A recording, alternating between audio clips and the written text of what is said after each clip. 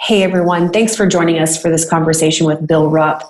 I really enjoyed having this conversation because Bill was getting creative around use cases for machine learning in the meat industry, all the way from buying calves to put into the feed yard and forecasting how they're going to perform through to the retailer that's buying box beef from the packer or from a distributor and looking to merchandise in the meat case. So you'll also get the treat of hearing what he thinks is foolish given current market conditions. So enjoy the episode. Thanks for joining. So Bill, thanks for joining us today on the podcast.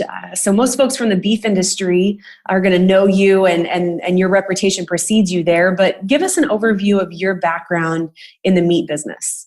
Well, thanks, Jeanette. It's great to be here with you today. I started in the beef industry right out of college in the early 1980s and started on the ground floor of the packing plant. There was a semblance of an employee training program back then, but not a whole lot. It was a few Hail Marys and here's your equipment, learn the business, and we'll see you on the other side kind of a deal. But what was great, it was a great way to learn the business and great to get to know the people that work in the business. So I worked my way up through the packing plant. I probably spent 12 plus years in the packing plant and then went into corporate leadership roles with Cargill, head of operations, and ultimately the head of their beef and meat businesses in the late 90s, early 2000s. I left Cargill in 2008 and showed up on the doorstep of JBS in 2010 and led their beef business for 5 years before semi-retiring. So here I am. Excellent. So there's a lot of different directions that we could take this conversation given your background. But obviously the topic that's relevant to us today is really around machine learning and prescriptive analytics and how the beef industry and the broader meat and poultry industry can apply some of these technologies. So given your journey through the business, where have you seen analytics and machine learning initiatives be successful? When you think of the meat industry, and gosh, beef harvests the least amount of animals when you compare it to a pork or a poultry industry. And so you think of just the sheer magnitude of data that's being collected by these meat protein businesses when they're, harvesting. Gosh, at JBS, we harvested north of 20,000 head of cattle a day. And I don't recall the pork and poultry numbers off the top of my head, but they're big multiples of those numbers. So you think of all the sheer data that's being collected, and there's no way that humans can assimilate all that data. There's no way that they can poke through it and find trends. I suppose they could, but you'd need a team of cast of thousands. Mm-hmm. And literally it would still take so much time to get to what the machine can do. And so I always think of that team between the human and the machine and how can a human use a machine to quickly assimilate all that data to look for significant trends that they can react to. So, I think, probably the meat industry's done a poor job of that over the years, but now with technology where it is and the cost of technology where it is, really no excuse not to dive in with both feet firmly in the water.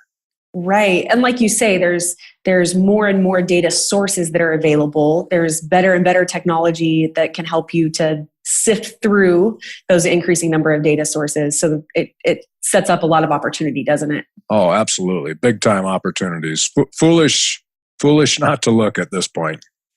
Right. So the interesting thing, we have a bias towards the technology behind how we solve these problems. But of course, it's not about the technology. It's about the business problem that they solve, right?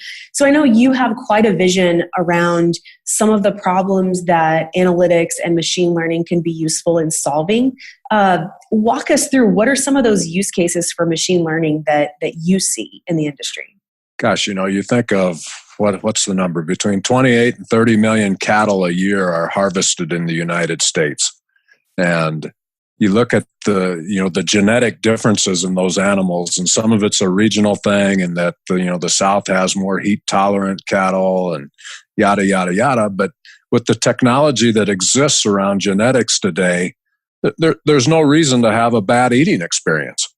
But yet we do. We still have bad eating experiences. We still have inferior quality cattle being sold in the marketplace. And, one bad eating experience can lose a consumer for a long time.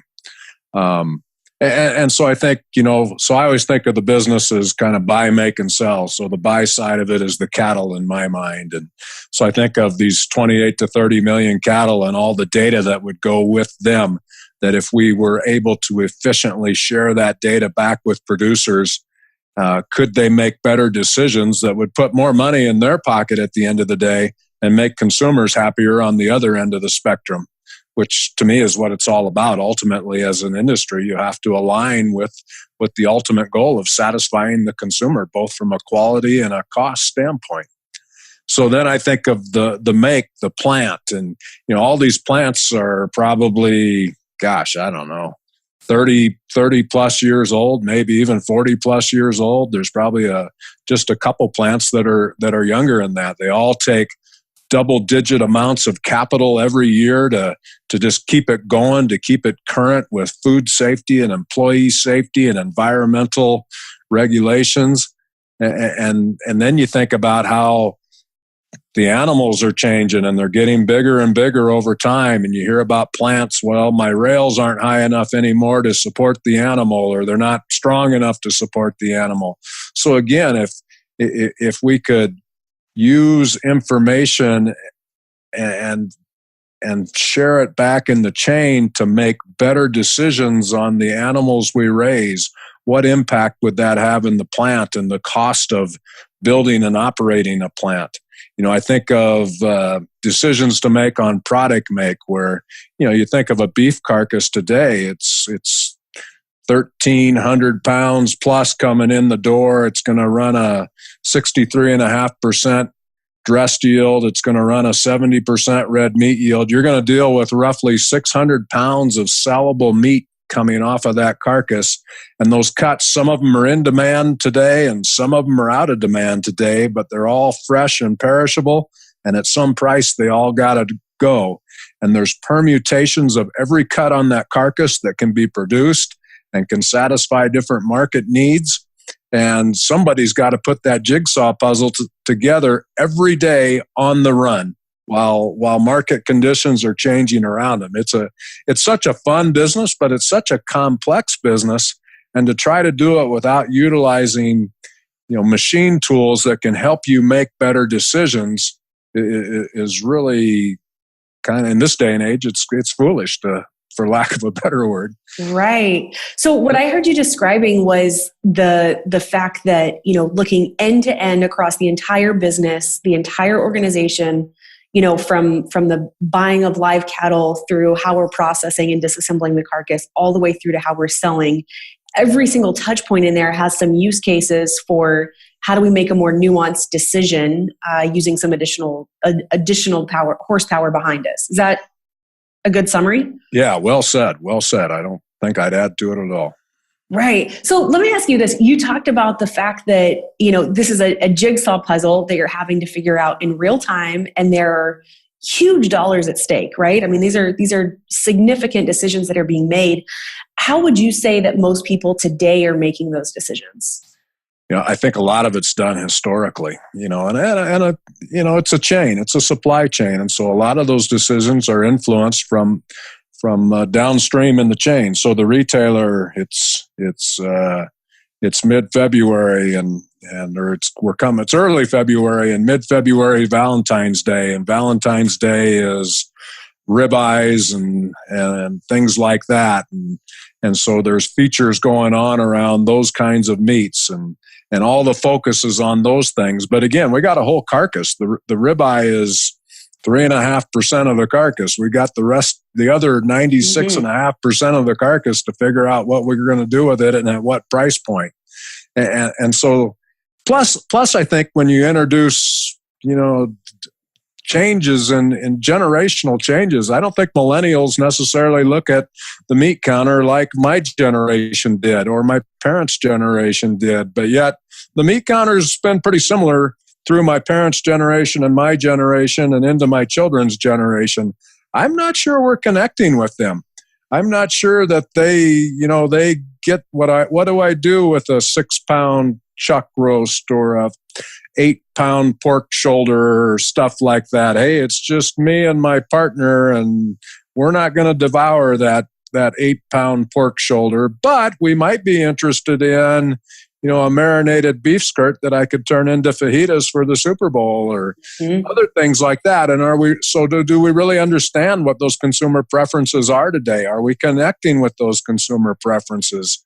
What's that worth to the industry to get out and mine that data going forward rather than just relying on historical consumer preferences that may be grossly out of date? Yeah. So it's interesting. It seems like you just added 2 layers of complexity to the whole puzzle, because you have what's the consumer preferences, but then there's also this dynamic of the packer's customer, of the retailers, and how is the retailer interacting both with the packer as well as with the consumer. So that kind of leads into an idea that I know is near and dear to you, this idea of the virtual meat case. So talk to us about what that is. Sure. Just just close your eyes and visualize the meat counter in your supermarket that you go to. And, all the choices that are in there, albeit I already declared they don't change much. And I don't feel that they do. I'm sure there's people that would take exception with me saying that. But I think you still have kind of the same core of products that are always in that. And so to me, it's those things, be it beef, pork, poultry, or processed meats, they're being produced every day. The input prices on those things are changing every day. Therefore, the output prices on those products are changing every day. And if I'm the retailer, ultimately that meat counter is just linear feet of sales opportunity, of revenue opportunity. And so if I'm the retailer, I want to optimize my revenue opportunity. I may want to use it to attract people in the store. I may want that because we know that meat and produce are destination categories for the consumer. They pull people into a store, so we may want to use some of that marketing capability to attract people in the store, but we also want to use it to make a profit.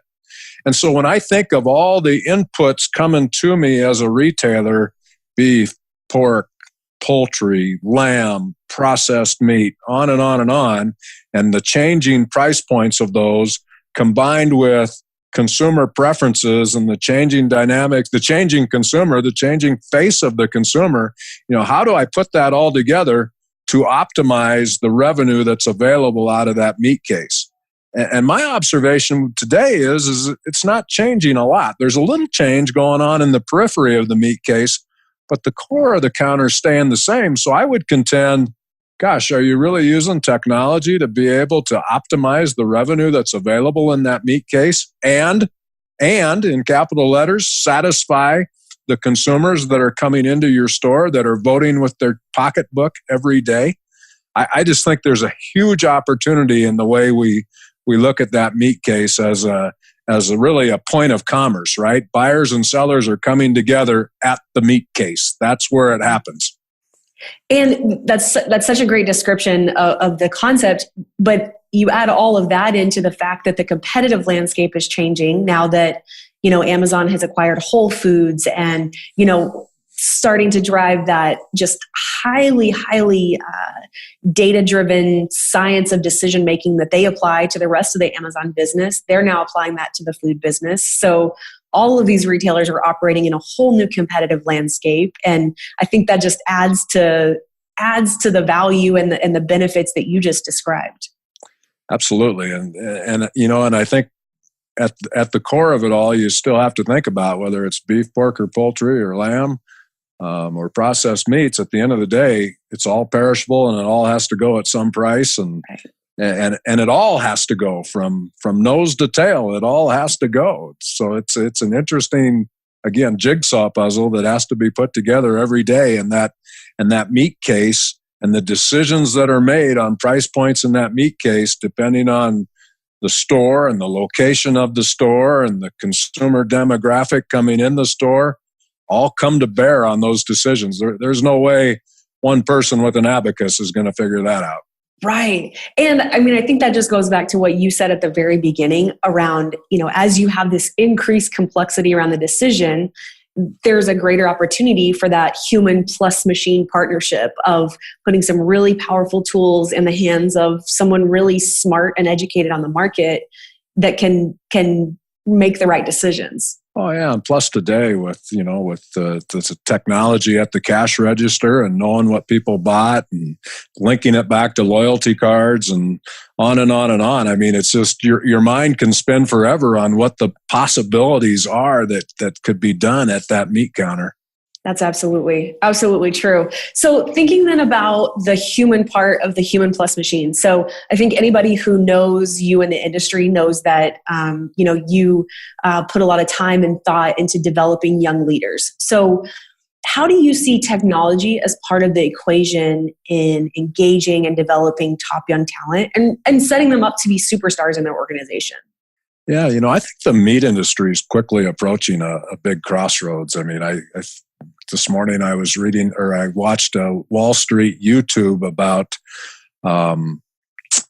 test or laboratory produced meat, which, obviously when you think about feeding 9+ billion people somewhere in the not too distant future across this globe, where you have many people today that are starving for their next meal, it's hard to say that, that's not a technology that shouldn't exist. It obviously should exist, but then you think of the great story behind meat and the sustainability of land and families and cultures and on and on and on, and that has every right to exist as well.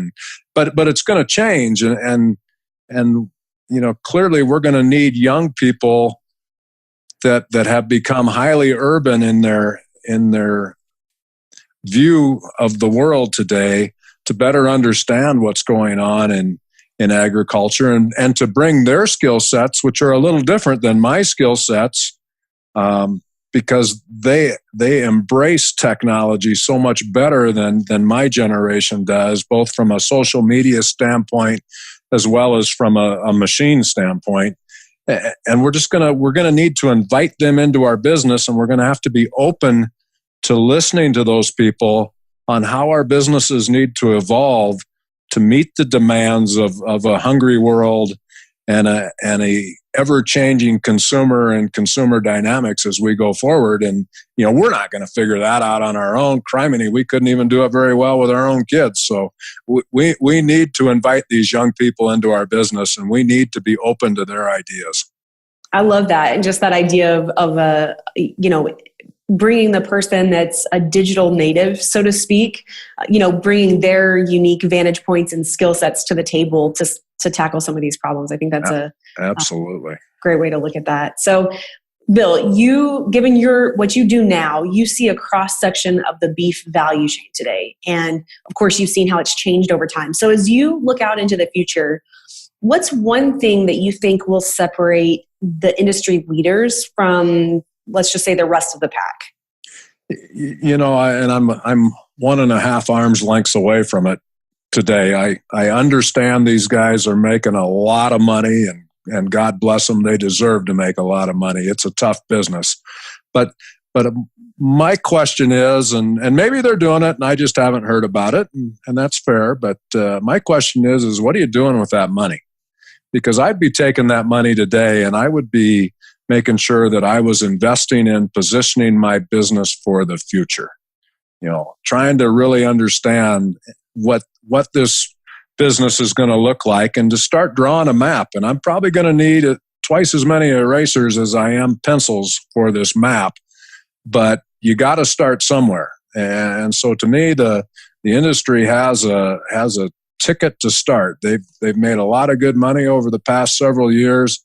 It's time to invest that money and really understand who are we going to be as an industry as we go forward. How do we make sure that we're just not operating in the old transactional bid and quibble world, that we're really going out and aligning partnerships up and down the supply chain, and that we're doing it for the benefit of the consumer and the many different consumers that are out there, and understanding how do we service them all? How do we make them all part of the solution? Bill, that's a great way to wrap this up of, really the idea here around any conversation with machine learning or prescriptive analytics is around how do we improve the business? How do we improve the value chain? And how do we do that all the way from buying live cattle all the way through to the consumer experience? So I appreciate you wrapping that up that way. You bet. It's an exciting topic. It's an exciting time for the industry. But like I said, I think the industry is rapidly approaching a crossroad, and it's going to be very interesting to see what these leaders today choose to do to deal with that crossroads that's approaching them. And we'll likely be seeing some of that play out here pretty soon. So thanks for joining us, Bill, and for sharing all of these great insights. Thank you, Jeanette. Much appreciated.